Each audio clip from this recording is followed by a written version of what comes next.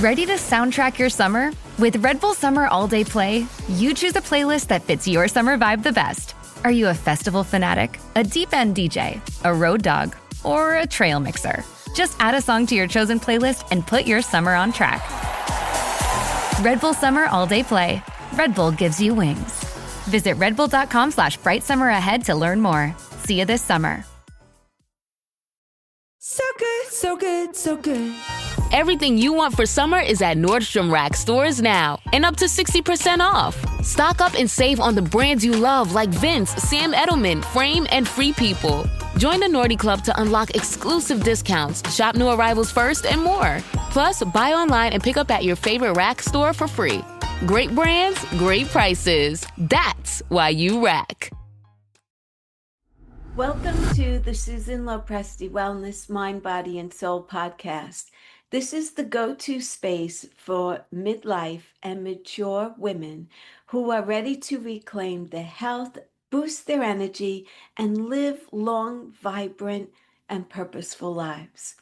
Each week, we dive deep into natural wellness, holistic healing, anti-aging strategies, and healthy lifestyle habits to help you feel your best physically, emotionally, and spiritually.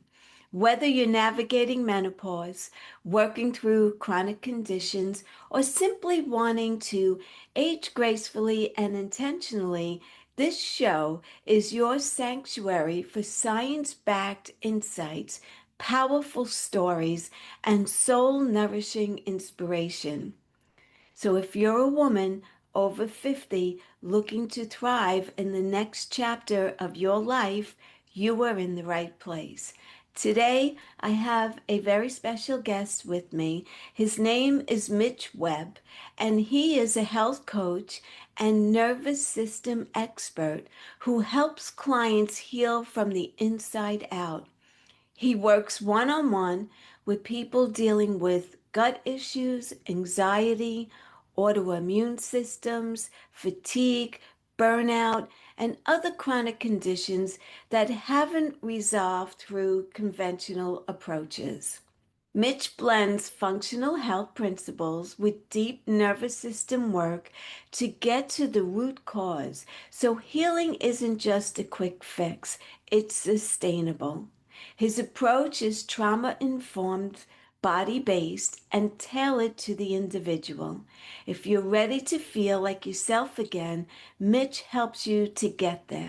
Without further ado, Mitch, thank you so much for being here today. I'm so excited to have you here, and I'm really excited to learn so much from this powerful talk today. So let's jump right in. Thanks for having me, Susan. I'm excited. Let's get this thing going, girl. Yes, absolutely. I'd like for you to share a little bit about your own journey. What led you to focus on health coaching and also nervous system healing? That's a great question, and I appreciate you having me on the show and giving me an opportunity to share. And I love the question. So, what motivated me? I guess I felt like crap, and I was unwilling to accept that. And I'm a big believer. A big value for me is freedom, and so as things improved, that's exciting. And if there was lingering things going on, I just wanted to keep going, and so that started out with more of a physical health type of approach and focusing on nutrition and exercise. And I really got into things like biohacking and all the sexy health and wellness stuff, like keto and fasting, those type of things helped me reverse diabetes and metabolic issues. And when I found things that helped, I wanted to share with other people. So that's how the health coaching, I left the corporate world. And, with all the symptoms and everything that I was dealing with, I knew that wasn't going to be a healthy place for me to be in. And I realized pretty quickly getting into the health world that there's a lot of information and it's really hard to navigate that. And so I'd say I also understood the personalization of health, and I wanted to really break it down for the individual instead of like making these blanket claims that just don't make sense that we see out there. Yeah. And over time, going down the rabbit hole of wellness, I found the nervous system. And I really do think that requires a special person who's been through a lot, that's willing to look at themselves and at a very deep level and see some things that have been suppressed, whether that's memories, emotions, especially for the guys, and learn to work and heal that. And you know, nervous system work is the ultimate red pill, I feel like. And so it's waking you up to not only what's going on and has been going on in your system for decades. We see the friends that we surround ourselves with, our family.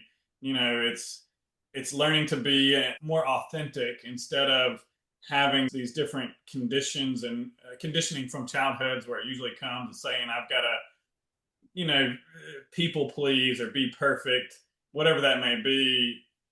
Those patterns are usually what got us sick and caused the symptoms in the first place. And that's a lot to unpack at one time.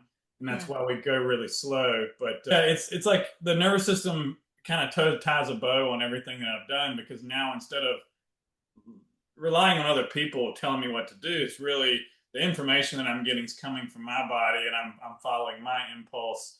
And I think that's how we become our own medicine. That's certainly what I teach my clients.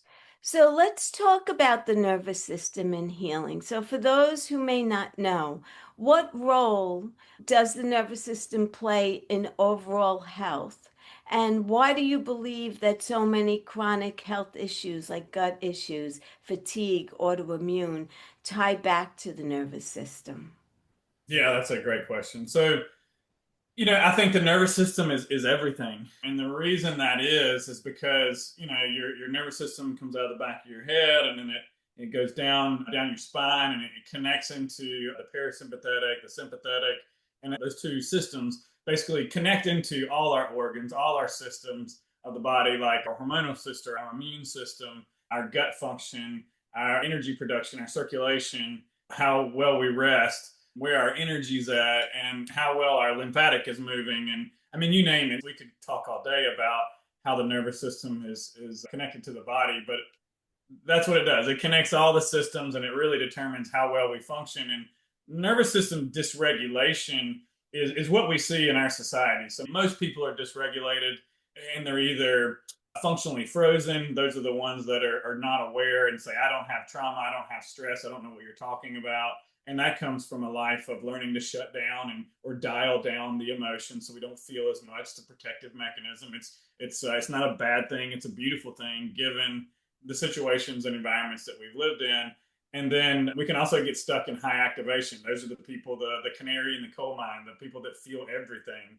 And it's kind of like you can have both. That was me. And that's kind of like having the gas on. So like the sympathetic is there. And then we also have the brakes on at the same time. So that's trying to shut down the system. And underneath it is all this sympathetic energy. And so we'll oscillate between shutting down and being really high activation. For me, showing up to this work, it looked like I feel so much and I don't know what it means. It feels like my hair's on fire and I'm going to die.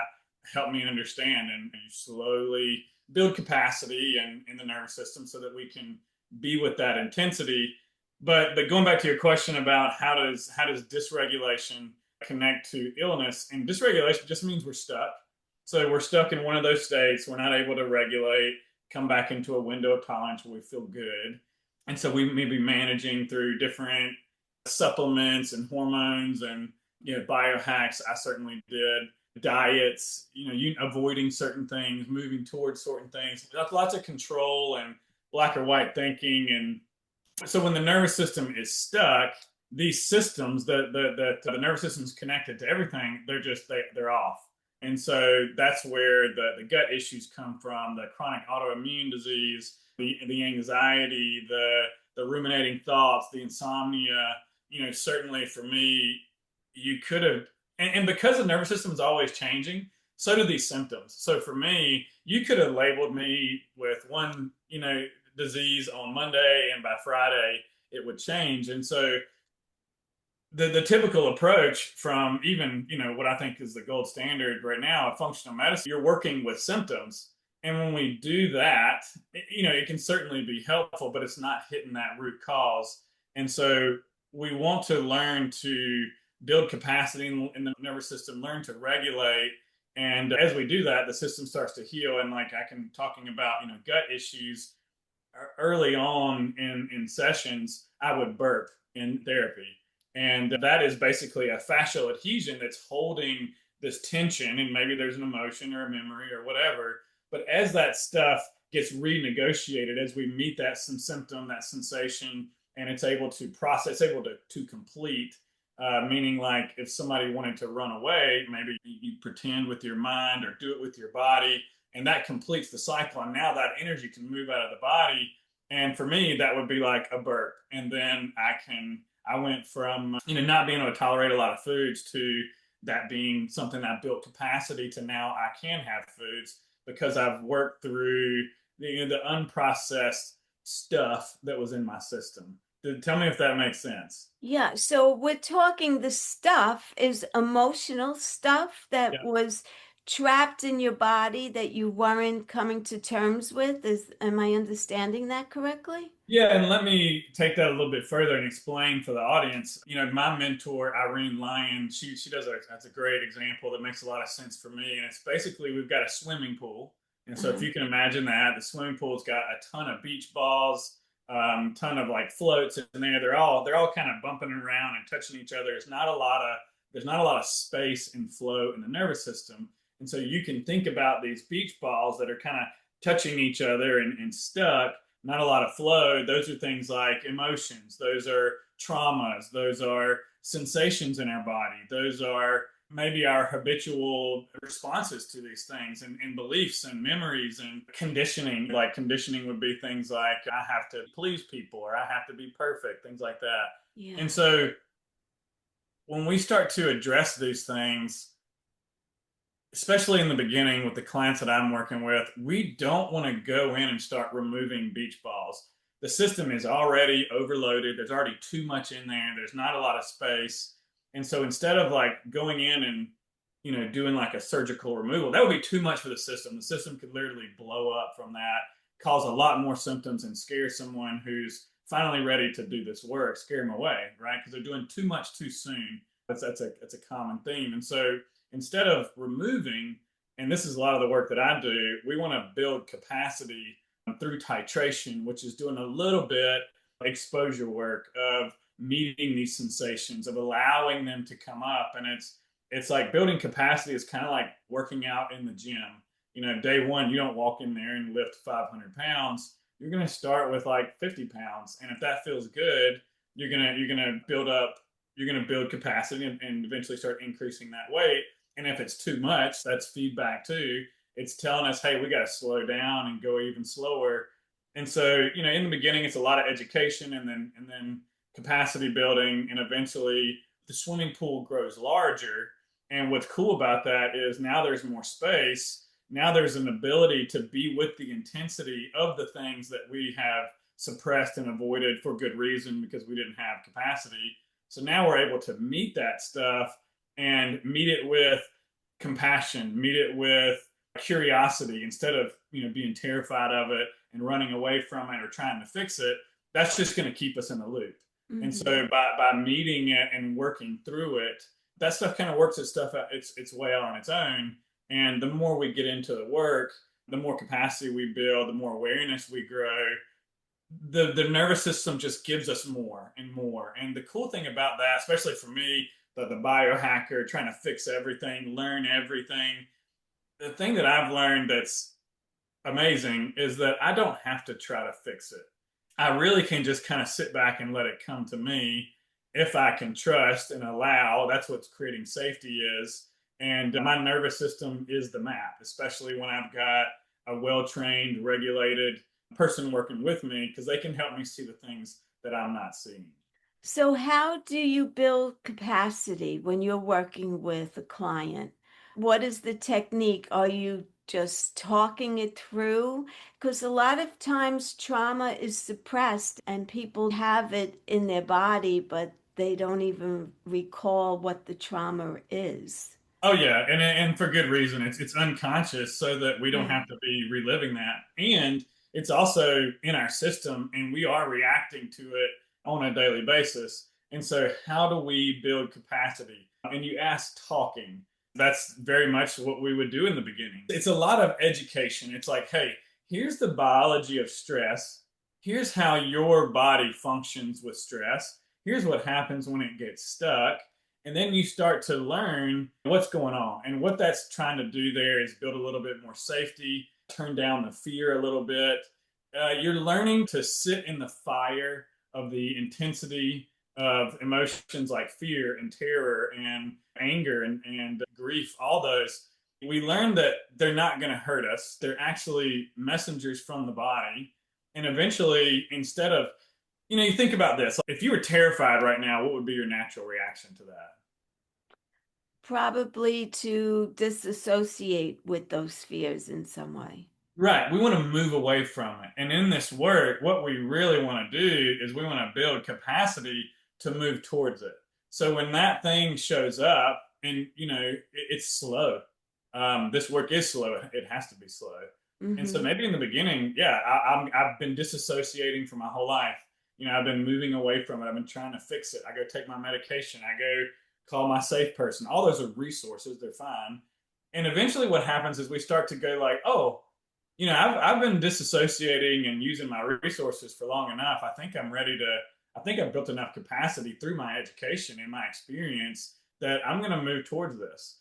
And when we can move towards it with curiosity, we can sit in that fire and learn that it's not going to burn us by these small exposures, whether that's a thought experiment, doing a tiny little bit, like thinking, what would that, imagining, it starts with that. It may be writing it down. And eventually you may actually work with the thing in little small doses at a time. And as you turn towards that with curiosity, for me, it's kind of like putting in the reps. So you've got the education. You may learn it here cognitively before you experience it in your body. But that cognitive awareness allows us to meet it differently when it shows up. And so, maybe the first time it happens afterwards when you're talking in therapy and you're reflecting, oh yeah, I really ran away from that. I got afraid when I felt that anxiety in my body. And then a couple weeks goes by and it's like, maybe you notice that you're running away from it or trying to fix it or doing the old habitual pattern while you're doing it. And then eventually, you feel that sensation come up, you get excited, you relax your body. That's something we learn to do. And you're showing your body, hey, this habitual thing that we've always done, it's not that scary. I know it's scary, and I'm going to be here with it, and I'm going to cheer it on. And after you've done that a couple of times, that pathway in the brain that says, hey, this is a major priority, this is something that's scary, it starts to loosen its grip. And so when you've done that, you've learned, you've practiced, you've experienced this feeling in your body, and now you've changed your approach to it, eventually it starts to change too. And so that's how we build capacity. That's how we build safety. And there's so many modalities, from movement, education, little exposures, all kinds of different practices that we can do. And we learn how to do that for ourselves by listening to our body, slowing things down and putting the reps in and seeing over time that, hey, I don't have to be afraid. And when I move towards it with curiosity and compassion, man, things really shift. And so all these things start to click, and the brain and the nervous system is kind of rewiring itself, and we're building more safety. And as we get more safety, the nervous system just gives us more things to work with. Right. So it's very deep. How long does this process take generally? Well, I mean, it really depends on everybody, or it Yeah. depends on the individual and what's going on and how long it's been going on. We tend to say anywhere from 1 to 2 years. I have been doing this for probably 4 years of therapy, probably 3 or 4 years of therapy, really moving more into the somatic, the body base. Like the thinking stuff for me just re-traumatized me. It's bringing up old memories without giving it an exit from the nervous system. And that also helped me understand kind of what was going on in my life. When I started this, my early life, when I started this, I was reading The Body Keeps the Score, and there was a part Yeah. about early developmental trauma, childhood trauma. And I remember feeling almost guilty to read that. I'm like, how could my childhood be bad? And I skipped that chapter. Now, circling back, that's for good reason because I wasn't ready to see that stuff. Yeah. And, it certainly takes time and awareness to do that. And that's where the capacity building comes in. Yeah. Yeah. What's the difference, and if you could explain the difference between addressing the symptoms that you're having versus addressing the root cause to those symptoms? Well, it's just going deeper and deeper. The symptoms are usually what's in our awareness. We know, man, Yeah. I'm not sleeping. Man, my gut doesn't feel good. And so we can chase symptoms. I can look at your gut, like I can say, oh, what's going on with your gut? Tell me the symptoms. And I'm sure there's if you've got some illness or dis-ease going on, there's somebody in the health and wellness field that wants to sell you something, right? And so there's a Yeah. lot of solutions, and you can detox, and you can supplement, you can change your diet, and you can change, and all those things are good, and those are things that I do with my clients as a way to manage what's going on. Hmm. And we can really get stuck learning new management techniques and distracting us from going deeper. So the physical symptom may be one layer. The maybe there's we go deeper and we go into the emotional body. We're feeling, where is it at in our body, what's going on. And ultimately, what it is there's a part of us that early on, likely in childhood or later, we had something that was too overwhelming and we weren't able to fight, to run away. And so we learn to shut down, and that's the freeze. And so when that happens over and over again, if we have an environment that's too much and scary, that kind of becomes our way of relating to stressful situations. And over time, that causes sickness in the body. And so we want to just keep going deeper and deeper and seeing, like, okay, so I've got anxiety. Why is this showing up all the time? If it's persistent, if it's even a gut issue, what's going on here? And when we learn how to relate to our body, there may be images that came up. There may be people that look like people we know. There may be colors and sensations, and it may move around the body. And so we're moving towards it. We're tracking that in our body.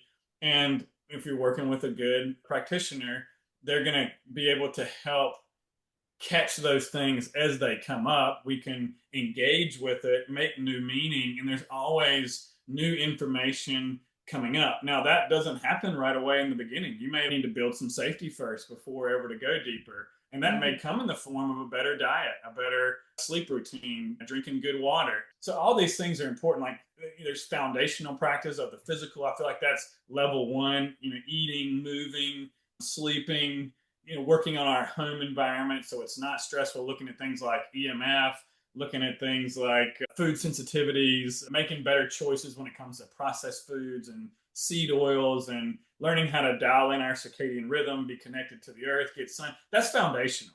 Yeah. And if you're not doing that, it's gonna be really hard to listen because there's a lot of interference in the system. There's a lot of noise in the system already via inflammation or poor sleep or not being hydrated enough during the day, not getting adequate minerals. And so that's where it really becomes, I got to meet the individual where they're at. So there may be, okay, we're going to work on diet, and we're going to teach you how to get some sunlight in the morning and put your bare feet on the ground. And that's going to help the system right there. So now that I'm more clear and I'm feeling better because now the inputs are better, well, now I can start to meet whatever comes up. And it's like, again, I don't have to really figure it out. I'm just building education, just sitting in an educational, like, just learning this stuff will bring stuff up in your system. Yeah. I'll give you an example of that. I've had insomnia for forever. And so my mentor Irene Line has a ton of YouTube videos. And one of the things that got me early on was, hey, do you have trouble sleeping at nighttime? And I learned about the cry it out method that doctors were teaching young mothers in the 80s and 90s, I believe, of leave your kid. They're going to cry it out, or you're going to be having an adult baby for the rest of your life. And what that does is, when we have trauma, we need connection. And so what that is disconnection. So it makes sense that this would be a stressful thing that a lot of people went through at the time because that was the information that was out there. I heard this And I'm walking around my neighborhood sobbing uncontrollably, not understanding what's going on. And so my system, that what that shows me as well is that I have brought some more safety on board, enough that my nervous system is ready to show me this new thing. And if all I have to do is interact with that, it's going to keep giving me things to unpack, and all I got to do is meet it with curiosity and care. Right. So why do you think that so many people miss the nervous system component when they are trying to heal? Because quite honestly, like even for me with symptoms that I've had from time to time, I never associate it with my nervous system. Yeah, Is it yeah. I that mean, it's not talked about enough? yeah, I think nervous system work is slow. It's not sexy. There's not we live in a world of Amazon Prime overnight quick fixes, and we want delivery tomorrow. And so this work is not that. It's like, do you want to work? I just told you this is 2 years, right? Like, yeah, there's things that happen right away. There's things that happen along the way, and there's things that take a long freaking time because we've been doing that for decades. And so, it's like I'm selling 2 years against Xanax. Do you want to take a Xanax and predictably relax right now? Or do you want to go 2 years and things get worse before they get better? Kind of a tough sell. And so it takes an individual that has really got their butt handed to them over and over again. They usually have been through the medical system. My clients for sure have tried all the supplements, all the detox, all the diets. They may be the spitting image of health, yet they feel like crap inside. They're burnt out. They have no energy. They're waking up with no sleep. Their gut is off all the time. They're staring at the ceiling at nighttime. They've got anxiety. They're shut down. They've got depression. Their symptoms change. They don't know what the hell's going on. They think they're going crazy. Yeah. So at that point, you're kind of willing to do anything. And we don't get an owner's manual when we come to this Right. world. And generations and generations and generations have not known about this stuff, and we've been stuck in fight or flight as a society for decades, for generations, right? And so that comes with a toll as well. All that generational stress that does not get processed by your grandma, your great grandpa, all this, that all filters down into you.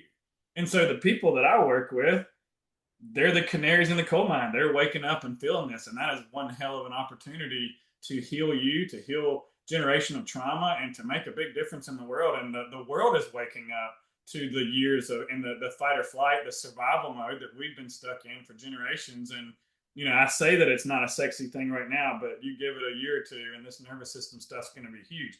You're already seeing it, and that's scary because so many people are calling nervous system.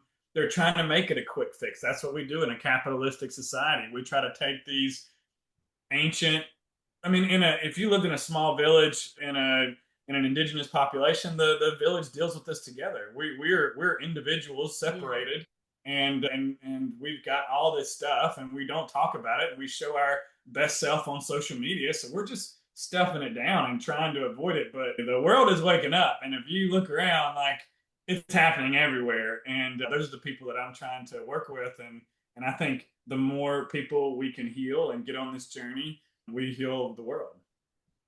Yeah. So, are there any simple practices that someone who starts to think they're listening to this episode and they say, oh, you know what? It could be that my nervous system is a little out of whack. What would you recommend that someone do? Like some simple practices that they could do at home to start out to see if they could make an improvement on their own? Yeah, that's it's definitely an individual thing. Some simple practices like it depends on the person, right? So if someone's like got a lot of energy, sitting down in a meditation and quieting things down and slowing down is not something they can do. Right. I know that when I started, closing my eyes to do a meditation was impossible. And that can literally be something that causes more dysregulation. Yeah. So that type of person, maybe they want to do a little bit of breath work. It's easy to overdo that as well. Actually, here's what I'd go with. For that type of person, instead of breath work, because that can be too much really fast and people won't even be aware of that, I think like Qigong is really good. I've got a video on my YouTube that another guy and I did, and it's just really slow movement. But you do it through connection to the ground, to feeling your feet on the ground, to feeling the wind and the air moving through your fingers, to look at nature as you're doing it, if you're doing it outside, or really be in your environment. The other one that comes to my mind, I had it and then I just lost it. Give me 1 second. Another one is just learning to this is one by Peter Levine, his book Waking the Tiger. It's real simple. It's in the shower. This is like a somatic thing, and it's like get the shower head and put it on your body and just really focus on that area and say it out loud. Even while you feel your feet on the ground, can you notice, oh, I'm hitting the back of my neck now, oh, I'm hitting my chest now, I'm hitting the top of my head, I'm getting my arms. And you do that really slowly, and you're just learning to feel, learning to come back to the body.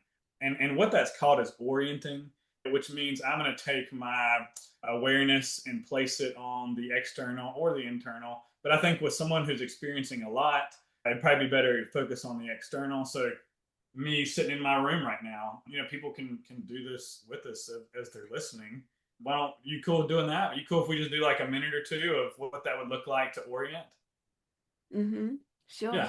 Yeah. So if everybody's listening right now, just figure out how you want to sit. So what's your impulse? Do you want to lay down on a bed, on a couch? Do you want to sit in a chair? Or, does it feel better to walk? And so as we tune into what feels best for us, we would call that following your impulse as to how you want to position yourself. And we're just going to feel our butt in the chair, right? And feel whatever it is that's supporting us. It may be a chair or a couch. It could be the bed. And can you let the weight of your body drop into that support just a little bit more? And what's a one way that you can do that? Maybe using your breath. Maybe relaxing different muscles that feel tight, if you notice that.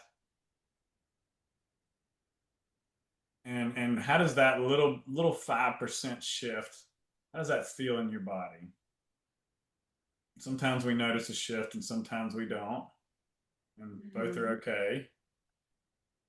And then, just notice, are your eyes open or are they closed? Not to change it, but just to be aware of it. And if it feels comfortable, let's open our eyes and just really try to stay connected to your seat or whatever's supporting you. And as you take your eyes away from the screen or whatever you're doing, what do you see in your environment? Are there colors that grab your attention? Do you see your favorite color? How do you feel when you see that? And then we're just slowly taking our eyes away from our favorite color, slowly moving our head, either one direction, whatever feels good to you, and just noticing, what do you notice? Is there, a window close by with nature? Do you have a favorite book? Or maybe you've got a glass of water or a pen near you. And right now, you're probably feeling something in your body. And by orienting, it's really to show the nervous system that we're safe. And so what I like to do is go, regardless of what's going on in your body, we don't want to change it. Mm-hmm. But I always ask my clients, is there a tiger? Do you see a tiger anywhere? Is there an imminent threat in your environment right now? Or are you good? Right? And that's just something to notice. Yeah. And so I'm going to bring everybody back now and, feel your butt on the chair and see if you can keep doing that while we're talking. But that's just an example of orienting. And what that does is it disconnects us from the habitual, we don't even know sometimes. We live in our head a lot of times when we've had trauma and we have a lot of sensation in our body because it feels unsafe below the neck. And so we're in our head thinking our way to safety. And really, what we want to do is we want to start feeling again. We want the body to come back online.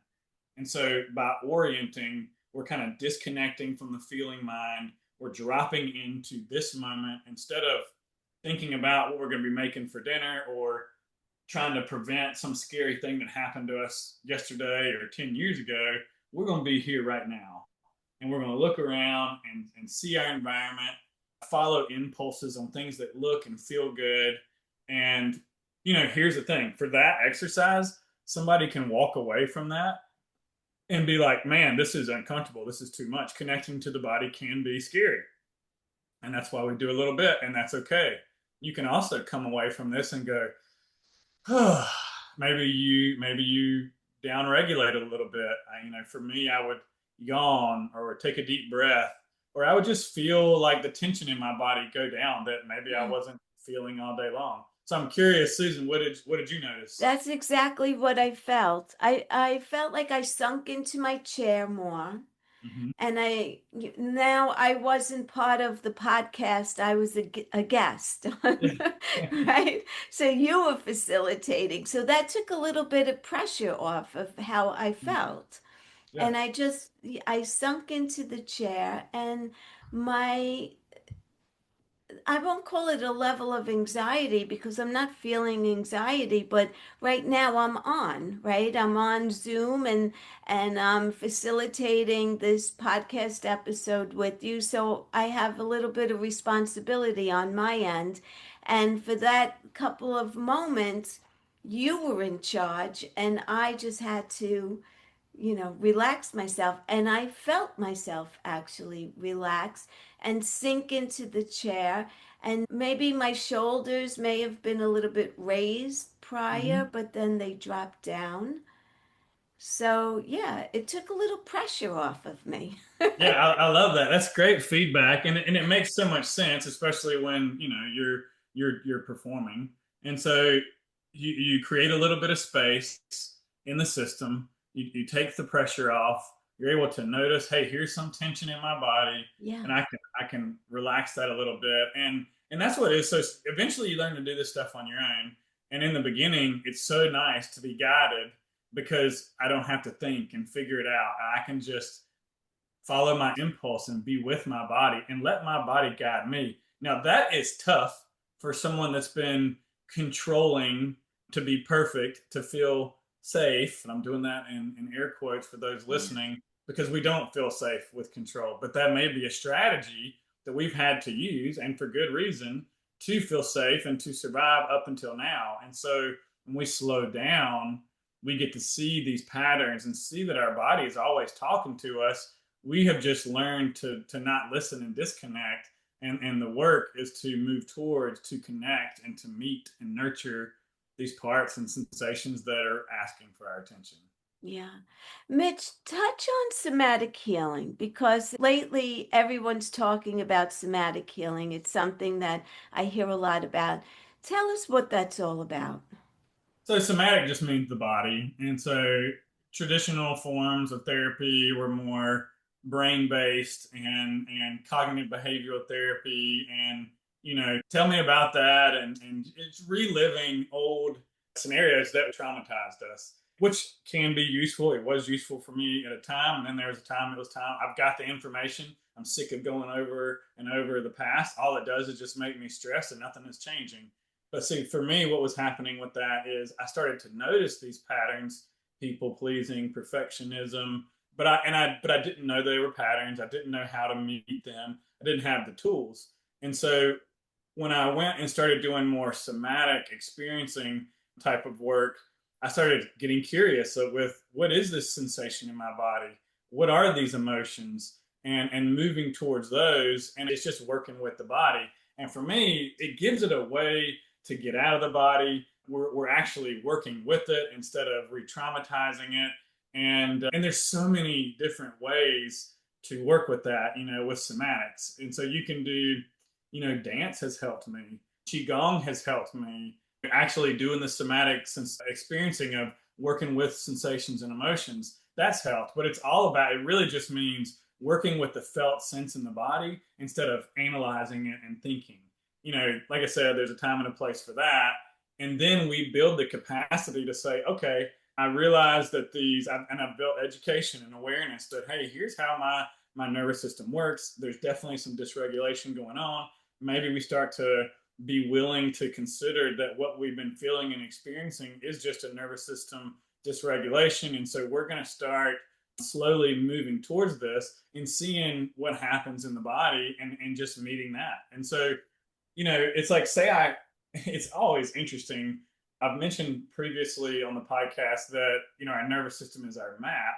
And so I may be thinking about something that's going on in my week or whatever, and that's what I really want to talk about. But when I get into the session in a co-regulated space, meaning with a regulated nervous system in a safe space, well, something else completely comes up. Now, if I am still in some of my old pathway or old patterns of controlling and thinking and figuring it out, well, then that can kind of take me out of what's trying to come up now, because we don't want to go outside of our capacity and chase something that we know happened to us that was scary and overwhelming, but the system's not ready for that. It wants to talk about this fear, or it wants to build safety. And we do that by really slowing things down with a good therapist and feeling what's underneath the thoughts and the beliefs. A lot of times there are protected parts that don't want us to get under the emotion and to remember the things that happened. And so we work with that.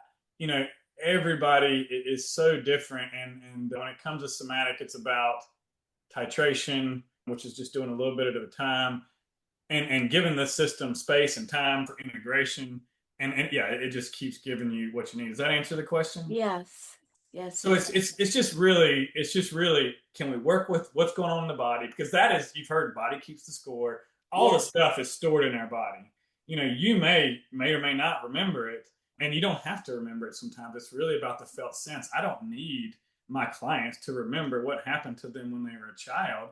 We're going to meet the patterns that are controlling their life now. Because if we had to get love and connection through being perfect or through pleasing, through intellectualization, which is just trying to think my way to safety, we get to meet those patterns, and then we meet the emotions that are underneath, and then eventually we get to the wound that says I'm not good enough unless I'm perfect, and so that's how we work with the body. And when I was doing it with the head, all I was doing is just talking about me as a child and me having that scary experience and having all that stuff flood my system again with nothing to do other than talk about it. And with this, we learn to follow our impulse and nurture our body in the way that it needs. Does it want to kick and punch? Does it want to scream and yell? Does it want to say no or set a boundary or not do this?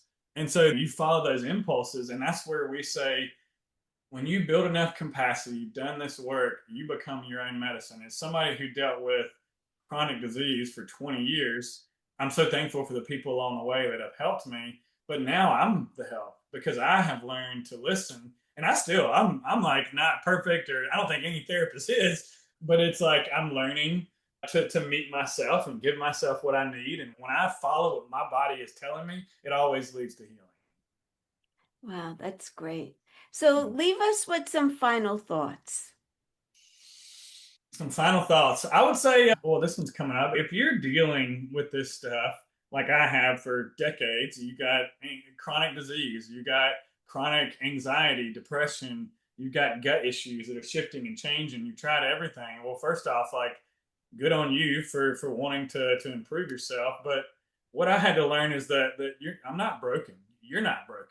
Your system, your nervous system, your body is responding perfectly to the environment that it's in, the experiences that it's had. And if it is talking to you, that is a massive opportunity for healing. Those symptoms are not the problem, they are the solution. They are letting us know where we need to go for the next step, for the healing that likely you're craving. We just have to slow down, build capacity, and learn how to listen and respond. That's excellent. And if Excellent. if that sounds like you, I'd love to help you. That's the work that I'm doing with my clients. Whether it's, and I meet you where you're at. We start with the foundational stuff. Making sure the nutrition and the movement and the sleep and all that stuff is got a check beside it. And then we start learning about the nervous system and doing little bits at a time. And yes, it's a journey, and it's the most rewarding thing I've ever done for my health. And I'm so excited to be doing this work. I think it's for doing this for 20 years, this is the most amazing thing, because everything else that I did now gets a new lens, because I'm not relying on some external thing or person to tell me what to do. I'm using those tools that I've built and learned about from my perspective, from my authenticity. And so I'm not relying on someone else, and I can respond to my body. And that is what we're trying to do here. Right. That's great. So where could people find you? My website is mitchwebb.com. I'm K Mitch Webb on Instagram, and what's the new one? TikTok. I'm on LinkedIn. I'm on Facebook. And I believe I've got a little special gift that people can sign up for. They'll get put into my newsletter and get some updates from me on podcasts and different things that I'm doing. And they'll get a free sheet talking about orienting, talking about following impulse, and a couple of different ways to look at that. And then there's a link in there as well. If they've learned some of this stuff and they're interested and they want to see what's it like to work with me and if we'd be a good fit, I'm offering free consults to anyone that's curious. Excellent. So I will put all of your contact information in the show notes, so they could go right to the show notes to find them. Perfect. I appreciate that. Okay, Mitch, thank you so much. This was a wonderful episode. I appreciate you coming on, and I'd love to have you come back again sometime. Sounds good, Susan. Thank you so much. You're welcome. Thank you all for joining me here today. I appreciate each and every one of you. If this episode resonated with you, please leave me a comment. I'd love to hear what you thought. Also, if you could think of anyone who would benefit from listening to this episode, I would appreciate it so much if you could share it out with them as well. If you're not currently subscribed to my channel, please be sure to follow me here. This way, each and every week, you'll be notified about the next great episode with a great guest and much to learn. I appreciate each and every one of you from the bottom of my heart. And until the next time, be well, stay happy, and bye for now. Take very good care, everyone.